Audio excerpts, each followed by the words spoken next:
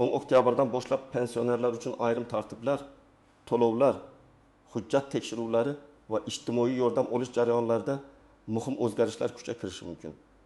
Men bu videoda sizga eng oddiy tilda tushuntirib beraman. Kim tayyorlanish kerak, kim xavotir olmasa ham bo'ladi. Qaysi hujjatlarni hozirdan tekshirib qo'yish zarur va eng muhimi pensiya yoki nafaqa to'lovida uzilish bo'lmasligi uchun nima qilish kerak. Bu ma'lumot har bir pensionerga, pensionerning farzandlariga, qarindoshlariga va nogironligi bo'lgan fuqarolarga bevosita tegishli. Chunki bitta noto'g'ri yozilgan familiya, eskirgan bank kartasi, manzil bo'yicha mos kelmaslik yoki vaqtida topshirilmagan hujjat sababli odam o'z pulini kechikib olishi mumkin. Shuning uchun videoni oxirigacha ko'ring. Hozir kanalga obuna bo'lib qo'ying, videoga like bosing. Chunki men bunday muhim o'zgarishlarni oddiy odam tushunadigan tilda doimiy tushuntirib boraman. Avval ko'p ishlar odatiy tartibda yurardi. Pensiyasini bank kartasidan olardi. Ayrim hududlarda naqd shaklda yetkazib berish bo'lardi. Hujjatlarda kichik farqlar bo'lsa ham ko'pincha keyinroq aniqlanardi. Masalan, pasportda ism bir xil, bankdagi ma'lumotda bitta harf boshqacha yozilgan bo'lsa, to'la ko'p hollarda davom etaverardi. Yoki fuqaroning yashash manzili o'zgargan bo'lsa ham, u bu haqda darhol xabar bermagan taqdirda tizim buni keyinroq ko'rardi. Endi esa asosiy e'tibor ma'lumotlarning aniq bo'lishiga. Pensionerning haqiqatda yashash holati va hujjatlari mos kelishiga, bank kartasi faol bo'lishiga, ijtimoiy yordam va pensiya bir-biriga aralashib ketmasligiga qaratilmoqda. Ya'ni davlat organlari, banklar, mahalla, soliq, kadastr, FXDYO va boshqa tizimlardagi ma'lumotlar ko'proq solishtiriladi. Bu nimani anglatadi?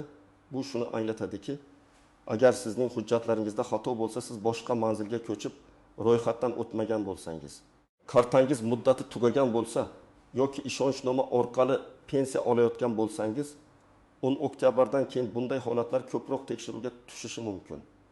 Men bu yerda vahima qilish kerak demayman. Aksincha, men sizga tartib bilan tayyorlanishni aytyapman. Chunki o'z vaqtida tekshirilgan hujjat, yangilangan karta, aniqlashtirilgan manzil va to'g'ri ariza pensionerning eng katta himoyasidir. Birinchi muhim masala pensiya to'lovini olish usuli bilan bog'liq.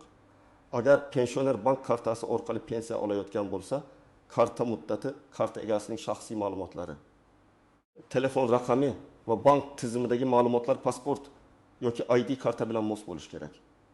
Ko'p odamlar kartaning old tomondagi amal qilish muddatiga e'tibor bermaydi. Masalan, kartada 1024 deb yozilgan bo'lsa, bu karta 2024 yil oktyabr oyining oxirigacha amal qiladi. Lekin ayrim hollarda bank ichki tekshiruv yoki yangilanish sababli kartani oldinroq almashtirishni so'rashi mumkin.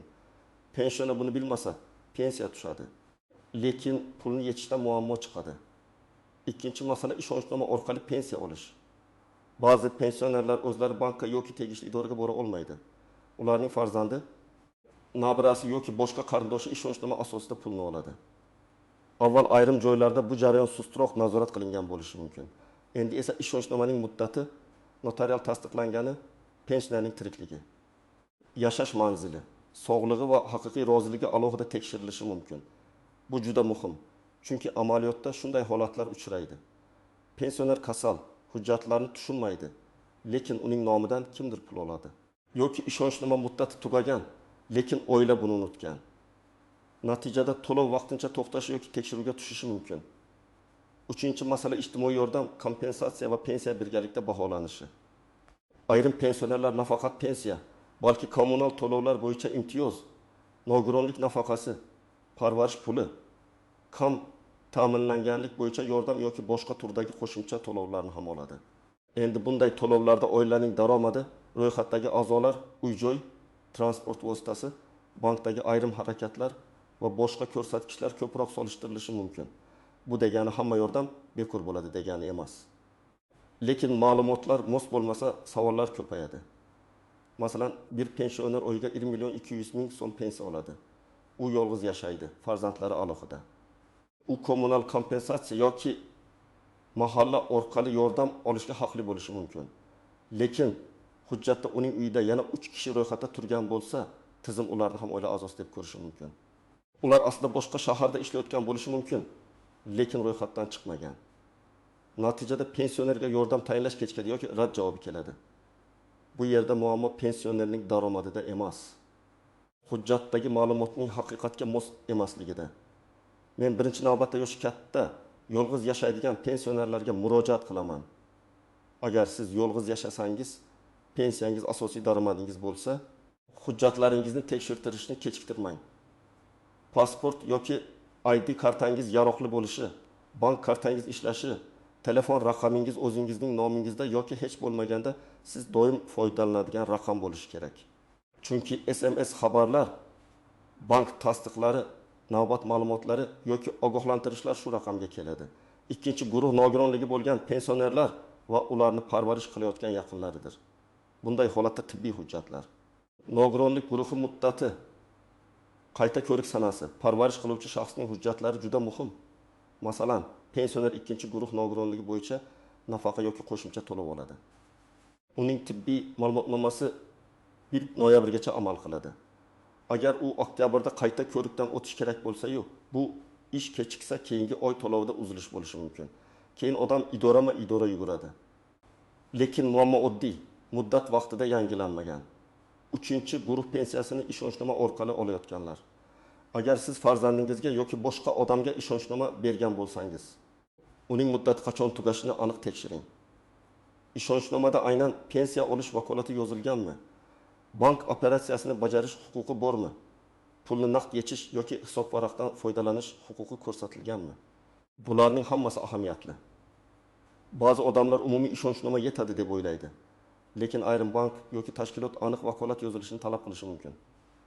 4-guruh chet elga vaqtincha ketgan pensionerlar yoki boshqa viloyatda yashayotganlar. Agar siz ro'yxatda Toshkentda turib, aslida Farg'onada yashasangiz yoki Samarqandda ro'yxatda turib, Rossiya, Qozog'iston yoki Turkiyada uzoq muddat bo'lsangiz, ma'lumotlarni aniqlashtirish muhim. Pensiya olish tartibida yashash joyi, bank hisob varag'i, shaxsni tasdiqlash va ba'zan hayotlik faktini tasdiqlash masalalari chiqishi mumkin. Ayniqsa uzoq vaqt chet elda bo'lgan odamlar yaqinlariga topshirib qo'ygan hujjatlarni tekshirmasa, keyin pulni olishda kechikish bo'ladi. Birinchi misol. Onaxon 68 yoshda oyiga 50.500.000 so'm pensiya oladi. Pensiya bank kartasiga tushadi. Karta muddati oktyabr oyida tugaydi. Onaxon kartani faqat bozorda pul yechish uchun ishlatadi. SMS xabarlarga qaramaydi. Bank ilovasidan foyda ololmaydi. 10 oktyabrdan keyin navbatdagi pensiya tushadi. Lekin u kartadan pul yecha olmaydi. Bankka borsa yangi karta chiqarish kerakligi aytiladi. Agar u buni oldindan qilganda bir kun ham kutmasdi. Endi esa ariza navbat karta chiqarish muddati sababli bir necha kun pulni ishlata olmaydi. Ikkinchi misol, otaxon 74 yoshda o'zi yura olmaydi. Nabirasi ishonchnoma bilan pensiyasini olib keladi. Ishonchnoma muddati 1 yilga berilgan. Lekin oila uning qachon tugashini esdan chiqargan. Pensiya tushgan paytda bank xodimi ishonchnoma muddati tugaganini ko'radi. Pul berilmaydi. Oila notariusga borishi, otaxonning roziligini tasdiqlashi kerak bo'lsa, notariusni uyga chaqirish kerak bo'ladi. Bu esa vaqt va xarajat. Agar ular 10 oktyabrgacha ishonchnoma muddatini tekshirganda muammo chiqmasdi. 3-misol. Pensioner ayol kam ta'minlanganlik bo'yicha qo'shimcha yordam so'raydi. U aslida yolg'iz yashaydi. Lekin uyda 2 nafar katta yoshli farzandi ro'yxatda turadi. Farzandlari boshqa joyda yashaydi va ishlaydi. Lekin propiskadan chiqmagan. Tizim ularni bir xonadonda yashovchi oila a'zolari sifatida ko'radi. Natijada ariza qayta ko'rib chiqishga yuboriladi. Ayolning yordami kechikadi. Bu holatda u mahallaga borib, haqiqiy yashash holatini tushuntirishi, farzandlari haqiqatan boshqa manzilda yashashini tasdiqlovchi ma'lumotlarni tayyorlash kerak bo'ladi. 4-misol. Nogironligi bo'lgan pensionerning tibbiy ko'rik muddati tugash arafasida. U o'ylaydi, hali vaqt bor, keyin boraman. Lekin poliklinikada navbat ko'p, komissiya sanasi kechroq beriladi, tahlillar kerak bo'ladi. Natijada hujjat bir oy kechikadi. To'lov esa avtomatik ravishda savol ostida qoladi. Bu yerda hech kim ataylab odamni qiynamaydi. Tizimga amal qiladigan muddat kerak. Muddat bo'lmasa, to'lovni davom ettirish uchun asos zaiflashadi. Agar sizning ID kartangiz yoki pasportingiz yaroqli bo'lsa, bank kartangiz faol bo'lsa, pensiya har oy o'z vaqtida tushayotgan bo'lsa, yashash manzilingiz to'g'ri bo'lsa, qo'shimcha nafaqa yoki yordam olayotgan bo'lsangiz ham hujjatlaringiz tartibli bo'lsa, ortiqcha xavotirga o'rin yo'q. Siz faqat tekshirib qo'yasiz, xolos. Bu xuddi uy eshigining qulfi ishlayotganini tekshirishga o'xshaydi. Muammo bo'lmasa ham tekshirgan odam xotirjam bo'ladi. Shuningdek, agar siz pensiyani o'zingiz olsangiz, hech kimga ishonchnoma bermagan bo'lsangiz, bank kartangiz yaqinda yangilangan bo'lsa, telefon raqamingiz ishlayotgan bo'lsa, sizga katta o'zgarish sezilmasligi mumkin. Lekin baribir bitta narsani unutmang, ko'p muammolar birdan chiqmaydi, mayda xatolardan boshlanadi. Bugun familiyada bitta harf noto'g'ri, ertaga karta yangilanmaydi, indinga ariza qaytadi. Shuning uchun tartibni oldindan qilish eng to'g'ri yo'l. Endi ko'pchilik e'tibor bermaydigan nozik jihatlarni tushuntiraman. Birinchi nozik nuqta: pensionerning familiyasi, ismi va otasining ismi barcha hujjatlarda bir xil yozilishi kerak. O'zbek, rus yoki inglizcha transliteratsiyada farqlar bo'lishi mumkin. Masalan, Shokurova bir joyda Shakirova deb yozilgan, G'ulom bir joyda Gulom deb ketgan, O'ktam bir joyda O'ktam bo'lgan. Bunday xatolar avval sezilmagan bo'lsa ham, ma'lumotlar elektron solishtirganda muammo beradi. Ikkinchi nozik nuqta: bank kartasi pensionerning o'z nomida bo'lishi kerak. Ba'zi oilalarda pensionerning puli farzandning kartasiga o'tkazilishi yoki farzand kartani boshqarishi odatiy holga aylangan. Lekin rasmiy to'lovlar pensionerning o'z hisob varag'i bilan bog'langan bo'lishi kerak. Agar karta yo'qolgan bo'lsa, PIN kodni boshqa odam bilsa, karta farzandda yurib, pensioner undan foydalana olmasa, bu kelajakda muammo tug'dirishi mumkin. Men bunday vaziyatda pensionerning o'zi rozimi, pul o'z ehtiyojiga ishlayaptimi degan savolni ham muhim deb bilaman. Uchinchi nozik nuqta: yashash manzili va haqiqiy holat. Ko'p oilalarda odamlar bir joyda ro'yxatda turadi, boshqa joyda yashaydi. Buni hamma oddiy hol deb biladi. Lekin ijtimoiy yordam, subsidiya, kompensatsiya yoki ayrim imtiyozlar hisoblanganda aynan ro'yxatdagi odamlar soni. Ularning daromadi, uy-joy holati ahamiyatli bo'ladi. Shuning uchun men yolg'izman deyishning o'zi yetmasligi mumkin. Hujjat ham shuni ko'rsatish kerak. To'rtinchi nozik nuqta: qo'shimcha daromad. Ayrim pensionerlar kichik savdo qiladi, ijaraga xona beradi, fermer xo'jaligida ulushi bor. Bank omonatdan foiz oladi yoki farzandlaridan doimiy pul o'tkazmasi keladi. Bular pensiyani bekor qiladi degan emas. Pensiya odatda mehnat staji va qonuniy huquq asosida beriladi. Lekin qo'shimcha ijtimoiy yordam so'ralganda daromad masalasi muhim bo'lishi mumkin.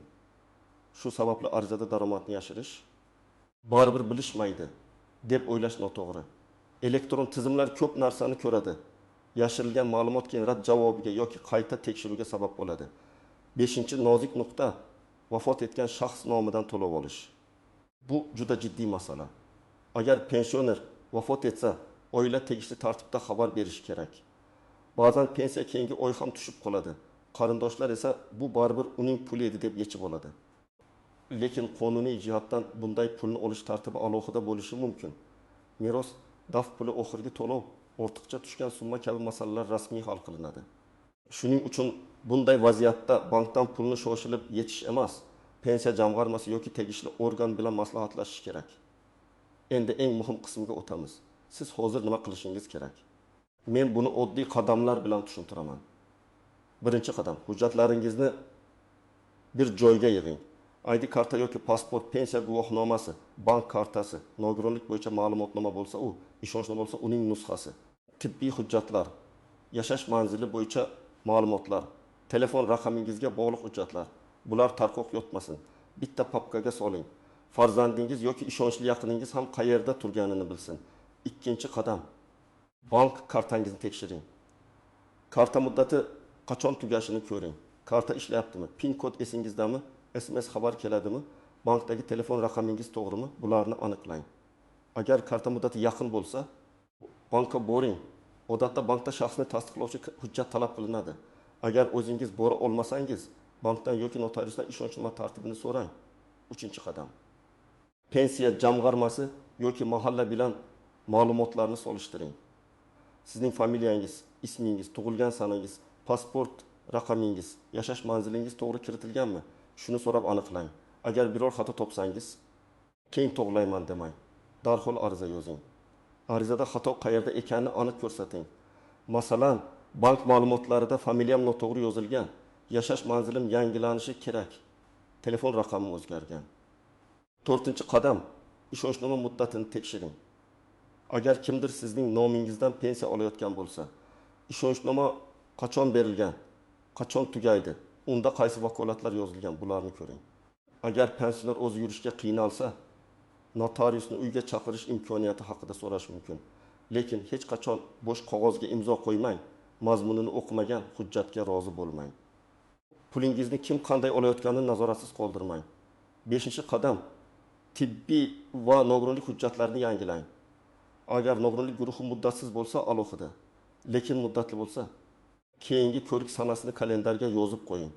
Poliklinikaga oldindan boring, kerakli tahlillar ro'yxatini oling, komissiyaga qachon kirishingizni aniqlang. Bitta hujjat kechiksa butun to'lov kechikishi mumkin. 6-qadam. Yashash manzili masalasini tartibga keltiring.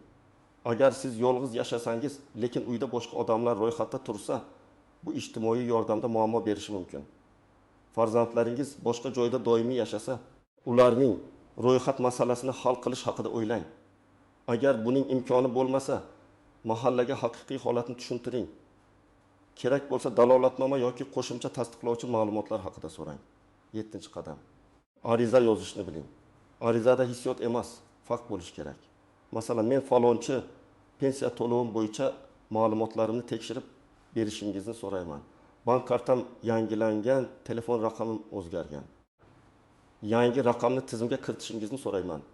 Yoki yashash manzilim bo'yicha ma'lumotlar noto'g'ri ko'rsatilgan.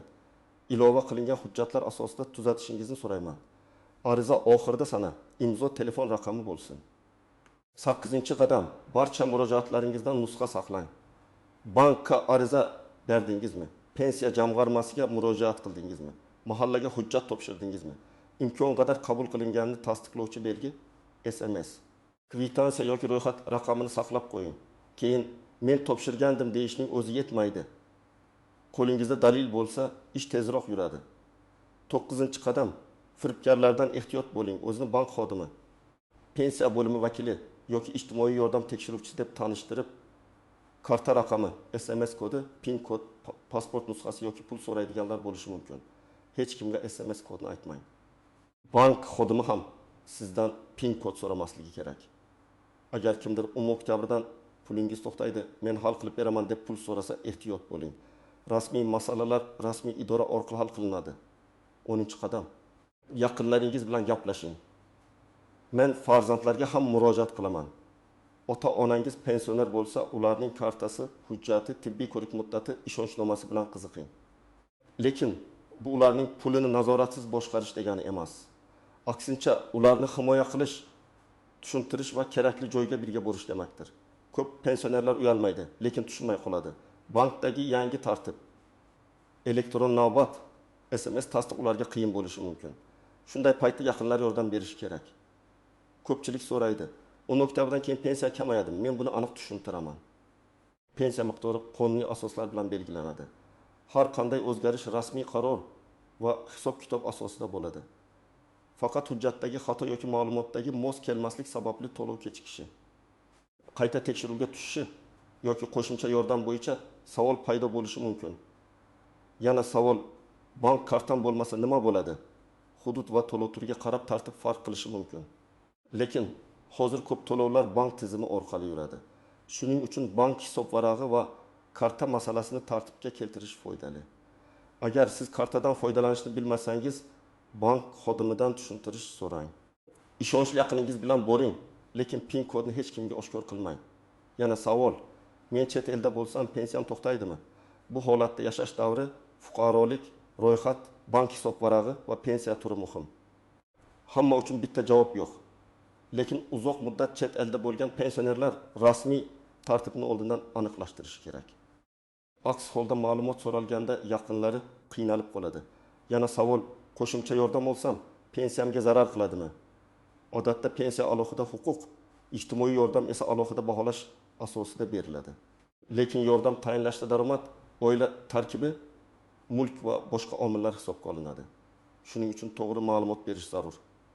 Noto'g'ri ma'lumot vaqtincha foyda bergandek ko'rinsa ham, keyin qaytarish talabi yoki rad javobiga olib kelishi mumkin. Men sizga aytmoqchi bo'lgan asosiy fikr shu: 10 oktyabrdan keyingi o'zgarishlardan qo'rqish emas, ularga tayyor bo'lish kerak. Pensioner uchun eng muhim narsa hujjatlarning to'g'riligi, bank kartasining faol bo'lishi, ishonchnomaning muddati, yashash manzilining aniq ko'rsatilishi va qo'shimcha yordam bo'yicha ma'lumotlarning rostligidir. Bugun papkangizni ochib, hujjatlaringizni tekshiring. Kartangiz muddatini ko'ring. Ishonchnoma bo'lsa, sanasini aniqlang. Nogironlik hujjati bo'lsa, qayta ko'rik vaqtini belgilang. Mahalla yoki pensiya jamg'armasiga savolingiz bo'lsa, kechiktirmang.